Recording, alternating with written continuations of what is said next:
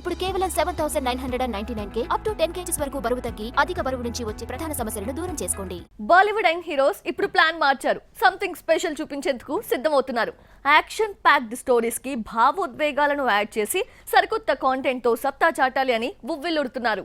బాలీవుడ్ లో ఇప్పుడు యాక్షన్ సినిమాల ట్రెండ్ నడుస్తోంది. యానిమల్ తో రణబీర్, పఠాన్ తో షారుఖ్ బాక్సాఫీస్ ని షేక్ చేస్తే ఇప్పుడు ఇదే రూట్ లో ట్రావెల్ చేయడానికి రెడీ అవుతున్నారు ఓ 5 young heroes.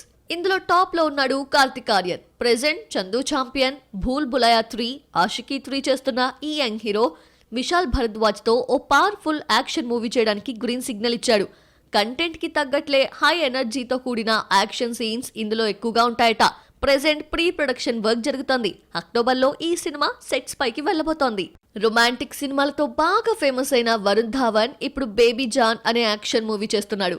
Edge of the sea thriller కి పేరుగాంచిన కాలిస్ ఈ ప్రాజెక్ట్ కి డైరెక్టర్. క్రైమ్ గూఢాచార్యం నేపథ్యంలో సాగే స్టోరీలో అండర్ కవర్ ఏజెంట్ గా వరుణ్ కనిపించబోతున్నాడు. తన మునుపటి రోల్స్ తో పోలిస్తే యాక్షన్ స్టార్ గా మరో లెవెల్ ని చూపించబోతున్నాడు. ఫ్యామిలీ డ్రామాస్ తో ఎక్కువగా ఫోకస్ అయిన పావెల్ గులాటి ఇప్పుడు దేవా ప్రాజెక్ట్ తో యాక్షన్ జోనర్లోకి అడుగు పెడుతున్నాడు.